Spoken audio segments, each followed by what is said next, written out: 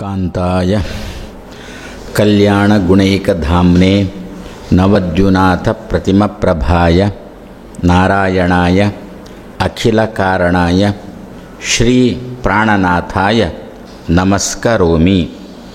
ತಮೋನುದ ಆನಂದಂ ಅವಾಪ ಲೋಕಃ ತತ್ವಪ್ರದೀಪ ಆಕೃತಿ ಗೋ ಗಣೇನ ಯತ್ ಆಸ್ಯ ಶೀತ ಅಂಶು ಭುವ ಗುರುನ್ ತಾನ್ ತ್ರಿವಿಕ್ರಮ ಆರ್ಯಾನ್ ಪ್ರಣಮಾಮಿ ವರಿಯಾನ್.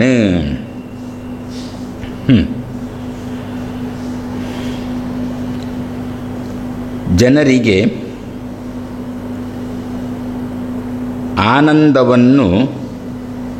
ಜನರು ಆನಂದವನ್ನು ಹೊಂದಿದರು ಅಂತ ತ್ರಿವಿಕ್ರಮ ಪಂಡಿತರ ಬಾಯಿಂದ ಬಂದ ಮಾತು ಜನರಿಗೆ ತುಂಬ ನೆಮ್ಮದಿಯನ್ನು ಕೊಟ್ಟಿತು ಅಂತ. ಲೋಕಃ ಆನಂದಂ ಅವಾಪ. ಅದು ಎಂತಹ ಮಾತು ಅಂತ ಕೇಳಿದರೆ, ತತ್ವ ಪ್ರದೀಪ ಆಕೃತಿ ಗೋ ಗಣೇನ. ತತ್ವ ಅಂದರೆ ಅನಾರೋಪಿತಂ ತತ್ವಂ ಅಂತ. ತತ್ವ ಅಂದರೆ ಯಥಾರ್ಥವಾದದ್ದು ತತ್ವ ಅಂತ. ತತ್ವ ಅಂದರೆ ತತತ್ವಾತ್ ತತ್ವ ಅಂತ, ವ್ಯಾಪಿಸಿಕೊಂಡಿದ್ದದ್ದು. ಪ್ರಧಾನ ತತ್ವ, ಅವಾಂತರ ತತ್ವಗಳು ಅಂತೆಲ್ಲ ಬಹಳ ಇದೆ ತತ್ವಗಳು. ಇಲ್ಲಿ ತತ್ವ ಅಂತ ಇಷ್ಟೇ ಹೇಳಿದ್ದರಿಂದ ಪ್ರಧಾನವಾದ್ದನ್ನು ಇಟ್ಟುಕೊಳ್ಬೇಕು ಯಾವಾಗಲೂ ಕ್ರಮ. ಅದು ಕೂಡಿಲ್ಲ ಅಂದರೆ ಮತ್ತೆ ಅಪ್ರಧಾನವಾದ್ದನ್ನು. ಅದೀಗ ತತ್ವ ಅಂತ ಹೇಳಿದ್ರಿಂದ ಯಾರು? ಭಗವಂತ ಪ್ರಧಾನವಾದ ತತ್ವ. ಏನು ಇವ?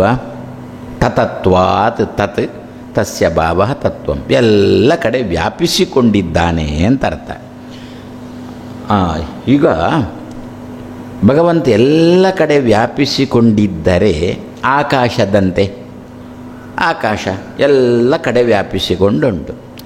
ನಾವು ಆಕಾಶವನ್ನು ಚಿಂತನೆ ಮಾಡುತ್ತೇವ? ಈಗ ಎಳ್ನೀರು, ಮಾವಿನ ಹಣ್ಣು, ಸೇಬು ಇವುಗಳನ್ನೆಲ್ಲ ನಾವು ನೋಡ್ತೇವೆ. ಅವುಗಳಿಗೊಂದು ಆಕಾರ ಇದೆ. ಆದ್ದರಿಂದ ಮನಸ್ಸಿನಲ್ಲಿ ಅದನ್ನು ಚಿಂತನೆ ಮಾಡಲಿಕ್ಕೆ ಬರ್ತದೆ. ಆಕಾಶವನ್ನು ಮನಸ್ಸಿನಲ್ಲಿ ಚಿಂತನೆ ಮಾಡಲಿಕ್ಕೆ ಬರ್ತದೆ ಇಲ್ಲ. ಯಾಕೆ? ಅದು ಬಹಳ ವಿಶಾಲ, ಅದಕ್ಕೊಂದು ಆಕಾರ ಅಂತ ಇಲ್ಲವಾದ್ದರಿಂದ ಚಿಂತನೆ ಮಾಡಲಿಕ್ಕೆ ಬರುವುದಿಲ್ಲ.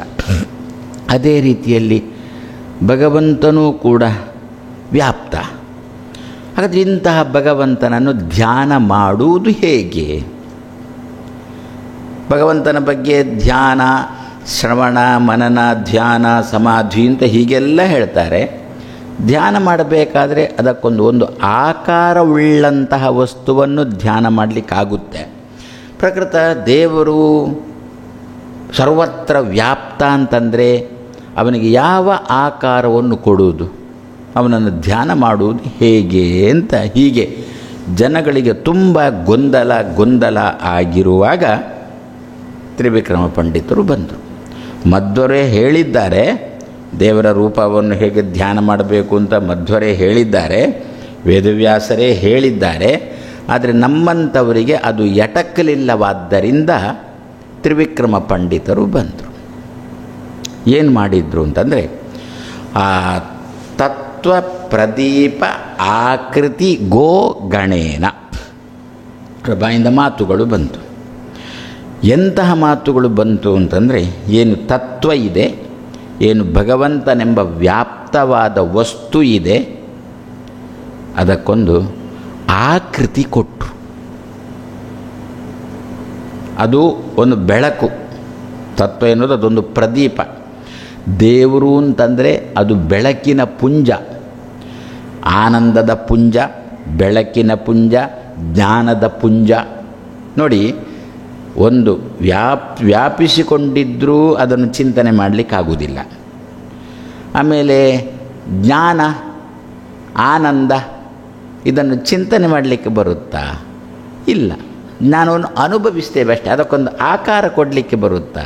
ಆನಂದಕ್ಕೊಂದು ಆಕಾರ ಕೊಡಲಿಕ್ಕೆ ಬರುತ್ತಾ? ಇಲ್ಲ.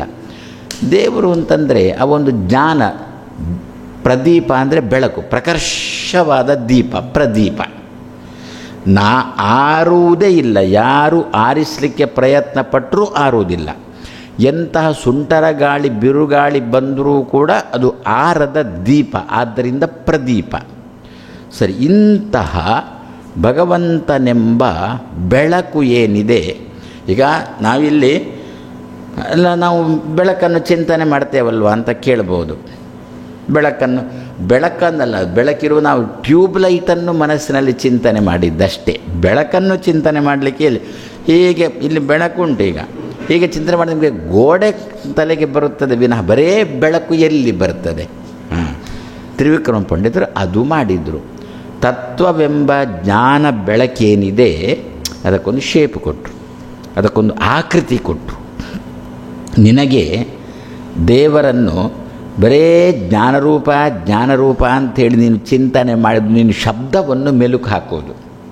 ಅದರಿಂದ ಏನು ಮಾಡು ಅಂತಂದರೆ, ದೇವರು ಜ್ಞಾನರೂಪ ಹೌದು, ಆ ಜ್ಞಾನರೂಪದ ದೇವರಿಗೆ ನಾನೊಂದು ಕೈಕಾಲು ಕೊಡ್ತೇನೆ, ಜ್ಞಾನಕ್ಕೆ ನಾನೊಂದು ಕೈಕಾಲು ಕೊಡ್ತೇನೆ, ಆನಂದಕ್ಕೆ ನಾನೊಂದು ಕೈಕಾಲು, ದೇವರೆಂಬ ಜ್ಞಾನಕ್ಕೆ, ದೇವರೆಂಬ ದೀಪಕ್ಕೆ, ದೇವರೆಂಬ ಜ್ಞಾನಕ್ಕೆ, ಕೃಪಾಕ್ಕೆ ನಾನೊಂದು ಕೈಕಾಲು ಕೊಡ್ತೇನೆ. ಅದೇ ಆಕೃತಿ.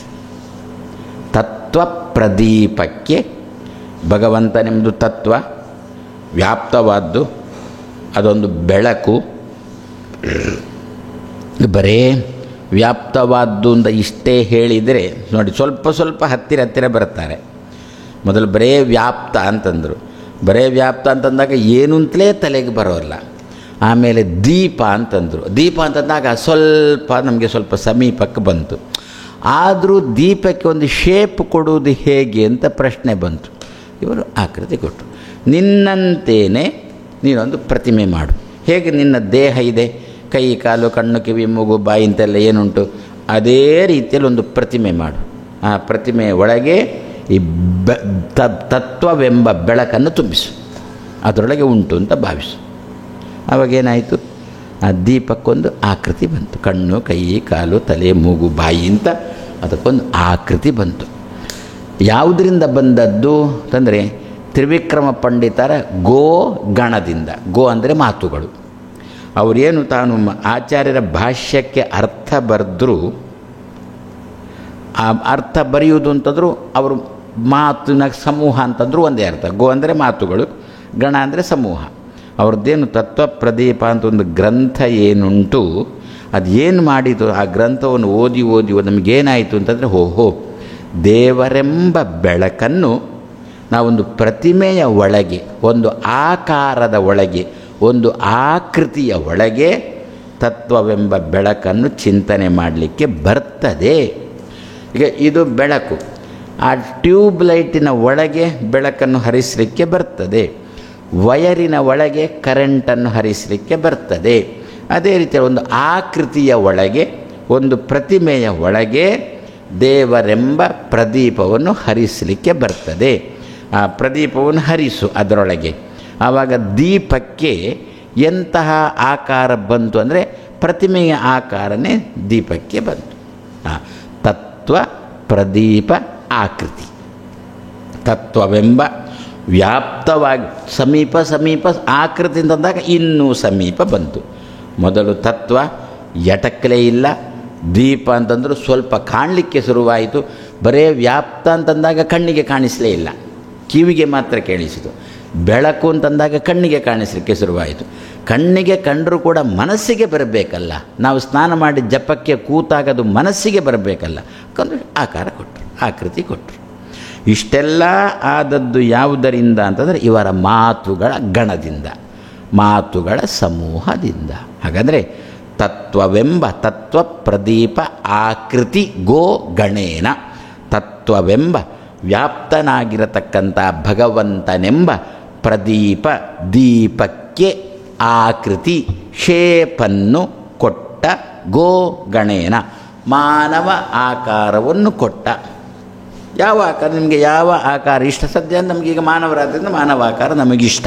ಆದ್ದರಿಂದ ಮಾನವ ಆಕೃತಿಯನ್ನು ಕೊಟ್ಟಿರುವ ಮಾತುಗಳ ಸಮೂಹದಿಂದ ಲೋಕ ಆನಂದಂ ಅವಾಪ. ಆಚಾರ್ಯ ಮಧ್ವರು ವ್ಯಾಸರು ಬ್ರಹ್ಮಸೂತ್ರ ಅದರಿಂದೆಲ್ಲ ಮಾಡಿದಾಗ ದೇವರು ವ್ಯಾಪ್ತ ವ್ಯಾಪ್ತ ವ್ಯಾಪ್ತ ಅಂತಲೇ ಹೇಳಿ ಎಲ್ಲ ಕಡೆ ಇದ್ದಾನೆ ಅಂತ ಹೇಳಿಕೊಂಡೇ ಬಂದರು. ಇದನ್ನು ಹೇಳಿದ್ದಾರೆ. ಆದರೆ ಅವರು ಎತ್ತರದ ಮಾತಲ್ಲಿ ಹೇಳಿದ್ರಿಂದ ನಮ್ಮಂಥವರಿಗೆ ಅರ್ಥ ಆಗದೇ ಇರುವಾಗ ಅದೇ ಆಚಾರ್ಯ ಮಧ್ವರ ಮಾತು ಅದೇ ಬಾಲಸಂಗಮಪಿ ಬೋಧಯದ್ಭೃಶಂ. ನಾವು ಏನಾಗಿಲ್ಲ, ಇನ್ನೂ ಬಾಲಕರ ಹಂತಕ್ಕೂ ಬರಲಿಲ್ಲ. ನಾವು ಬಾಲಕರಿಗೆ ಒಂದು ಕಡೆ ಹೇಳಿದ್ದಾರೆ, ಬಾಲ ಅಂದರೆ ಯಾರು? ಸುಮ್ಮನೆ ಸ್ತನ್ಯಪಾನ ಮಾಡತಕ್ಕ ಅಮ್ಮ ಸ್ತನ್ಯಪಾನ ಮಾಡಿಸಲ್ಲಿ ಕೂತಿದ್ದಾಳೆ ಉಪನ್ಯಾಸಕ್ಕೆ, ಮಧ್ವರ ಉಪನ್ಯಾಸಕ್ಕೆ. ಏನು ಉಪನ್ಯಾಸ? ಏನು? ಬಾಲ ಸಂಗಮಪಿ ಬೋಧಯದ್ಭೃಶಂ. ಆ ಮಗು ಸ್ತನ್ಯಪಾನ ಮಾಡಿದ ಮೇಲೆ ನೋಡು ಮಧ್ವರು ಏನು ಹೇಳಿದರು ಹೇಳು ನೋಡು ಅಂತ ಮಗುವಿನ ಹತ್ರ ಹೇಳಿಸುವುದಾ? ಅದಕ್ಕೆ ಹಿರಿಯರು ಬಾಲ ಶಬ್ದಕ್ಕೆ ಅರ್ಥ ಕೊಟ್ಟಿದ್ದಾರೆ. ಏನು ಅಂತ? ಗ್ರಹಣ ಧಾರಣ ಪಟುಹು ಬಾಲಃ. ಗ್ರಹಣ ಹೇಳಿದ್ದನ್ನು ಗ್ರಹಣ ಮಾಡಬೇಕು, ಆಮೇಲೆ ಮನಸ್ಸಿನಲ್ಲಿ ಇಟ್ಟುಕೊಳ್ಬೇಕು. ಇಂತಹ ಪಾಠವ ಯಾರಿಗುಂಟು ಅವ ಅಲ್ಲಿಂದ ಬಾಲ್ಯ ಆರಂಭ. ನತು ಸ್ತನಂದಯ, ಸ್ತನ್ಯಪಾನ ಮಾಡತಕ್ಕದ್ದನ್ನು ಬಾಲ ಅಂತ ಇಲ್ಲಿ ಶಾಸ್ತ್ರದ ಸಮ್ಮತಿಯಲ್ಲಿ ಕರೆದದ್ದಲ್ಲ. ಆದ್ದರಿಂದ ಬಾಲ ಆಚಾರ್ಯರ ನಾವು ಬಾಲಕರ ಮಟ್ಟಕ್ಕೂ ಏರಲಿಲ್ಲ, ಗ್ರಹಣಧಾರಣ ಪಟುವಿನ ಸ್ಥಾನಕ್ಕೂ ನಾವು ಏರಲಿಲ್ಲ. ಆ ಗ್ರಹಣಧಾರಣ ಪಟುವಿನ ಸ್ಥಾನಕ್ಕೆ ಏರಬೇಕು ಅಂತ ಸುಮಾರಾಗಿ 7-8 ವರ್ಷ ಆಗಬೇಕು. ಅಷ್ಟ ತನಕ ನಮ್ಮ ಆಯುಷ್ಯ. ಅದಕ್ಕೋಸ್ಕರ ತ್ರಿವಿಕ್ರಮ ಪಂಡಿತರು ಏನು ಮಾಡಿದರು ಅಂತಂದರೆ, ಮಧ್ವರು ಹೇಳಿದ್ದನ್ನೇ ತನ್ನ ಮಾತಿನಿಂದ ಹೇಳುವ ಮೂಲಕ ಆ ವ್ಯಾಪ್ತವಾಗಿರತಕ್ಕಂತಹ ದೀಪದಂತಿರತಕ್ಕಂತಹ ಭಗವಂತನಿಗೆ ಆಕೃತಿ ಕೊಟ್ಟರು. ಒಂದು ಮಾನವಾಕೃತಿಯನ್ನು, ಒಂದು ಪ್ರತಿಮೆಗಳನ್ನು, ಅದು ಇದನ್ನು ಅದಕ್ಕೆ ಹೇಳಿದ್ದು ಕಾಣುತ್ತೆ ಹಿರಿಯರು. ನಾವೆಲ್ಲ ಇನ್ನೂ ಆ ಬಾಲಕರ ಮಟ್ಟಕ್ಕೆ ಏರಲಿಲ್ಲ, ಗ್ರಹಣ ಧಾರಣ ಪಟುಗಳು ನಾವಿನ್ನೂ ಆ ಕೆಳಗಿದ್ದೇವೆ. ಆದ್ದರಿಂದ ಏನಂದ್ರೆ ಹಿರಿಯರು ಅಂತಂದರೆ, ಅದು ನಿನಗೆ ಮುಷ್ಟಿಯ ಒಳಗೆ ಇರುವ ಪ್ರತಿಮೆ ಸಾಕು. ನೀನು ದೊಡ್ಡವನಾದ ಮೇಲೆ ಬೇಕಾದ್ರೆ ಮುಷ್ಟಿಗಿಂತ ಹೊರಗಿನ ಪ್ರತಿಮೆಗೆ ಪೂಜೆ ಮಾಡು. ಈಗ ನೀ ಇನ್ನೂ ಬಾಲಕನಾಗಿಲ್ಲವಾದ್ದರಿಂದ ಮುಷ್ಟಿಯ ಒಳಗಿರುವ ಪ್ರತಿಮೆ, ಆ ಪ್ರತಿಮೆಯಲ್ಲಿ ತತ್ವ ದೀಪವನ್ನು ತುಂಬಿಸು. ಆವಾಗ ದೀಪಕ್ಕೆ ಆಕೃತಿ ಬಂತು ಅಂತ. ಇದು ಯಾರ ಮಾತಿನಿಂದ ಗೊತ್ತಾದದ್ದು? ತ್ರಿವಿಕ್ರಮ ಪಂಡಿತರ ಗಣದಿಂದ ಗೊತ್ತಾಯಿತು. ಜನಕ್ಕೆ ಖುಷಿ, ಲೋಕಃ ಆನಂದಂ ಅವಾಪ, ಜನಕ್ಕೆ ಖುಷಿಯಾಯಿತು. ಇಂತಹ ಅಪ್ಪನನ್ನು ನಾನು ನಮಸ್ಕಾರ ಮಾಡ್ತೇನೆ ಅಂತಾರೆ. ಯಾಕೆ? ನನ್ನ ಮಧ್ವ ವಿಜಯವೂ ಕೂಡ ಅಂಥ ತಾಕತ್ತುಳ್ಳದಾಗಬೇಕು ಅಂತಾರೆ. ಇನ್ನೂ ಬಾಲಕರಲ್ಲ.